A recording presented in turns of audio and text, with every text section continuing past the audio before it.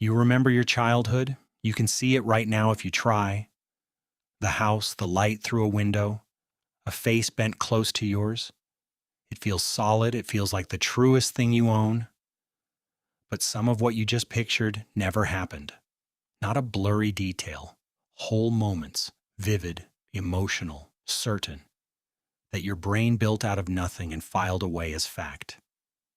You would swear they were real. That's the strange part. The false ones don't feel any different from the true ones. You've always believed memory works like a recording. Something happens, your brain saves the footage, and later you press play. That is not what happens. Every time you remember something, your brain does not replay it. It rebuilds it from scratch. A color here, a sound there, a feeling, an expectation of how the moment should have gone. Then it saves that new version over the old one. So the thing you store is never the original. It's the last reconstruction. Do you see what that does over a lifetime? The memory you trust most is the one you've replayed most, and therefore the one you've rewritten most. Every recall is a small edit. The past isn't a photo fading in a drawer. It's a story you retell, and every telling changes the words. We know this because of Elizabeth Loftus. In the 1970s, Loftus showed people a film of a car crash, then asked how fast the cars were going when they smashed into each other. Others were asked when they hit. Same film, one different word. The smashed group remembered higher speeds, and a week later many recalled broken glass at the scene. There was no glass. A single word planted after the fact had grown into a shard their memory swore was there. That's the misinformation effect. Your memory doesn't seal shut when an event ends. It stays open. A question, a photo, a story someone tells. Any of it can seep backward and rewrite what you think you saw. But suggestion can only bend a real event, right? It can't invent one? It can. In Loftus's Lost in the Mall study, people were given short accounts of childhood events supposedly from their families. One was fake, getting lost in a mall as a small child, then rescued by a stranger. It never happened. Yet about a quarter of people began to remember it. Adding the stranger's face, the fear, the layout of the mall, they built an entire childhood scene around a single suggested seed and believed it completely. Why does your brain fall for this? Because it was never built to be accurate. It was built to be useful.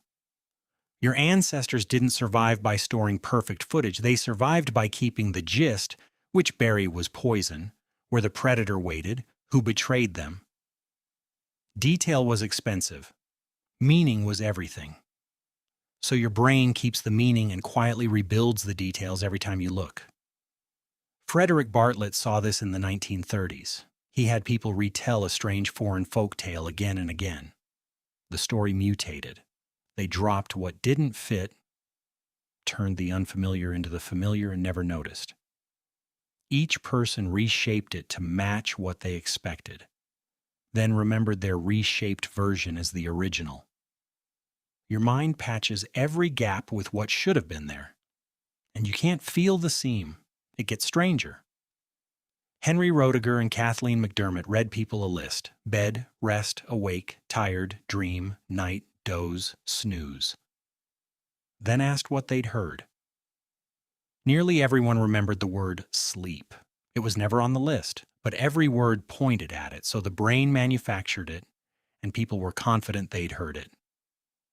Some were more sure of the word never spoken than of the ones that were. Hold on to that. Because certainty is the trap.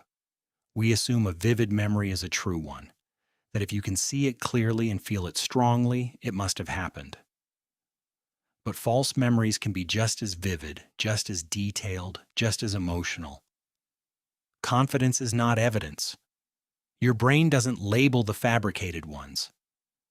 They arrive wearing the exact same face as the truth. So the next time you're absolutely sure, the next time you say, I know exactly what happened, pause on that feeling. Not because you're wrong, you might be right, but because the certainty itself is manufactured by the same system that once made you remember a word no one said. You remember your childhood. You can still see it.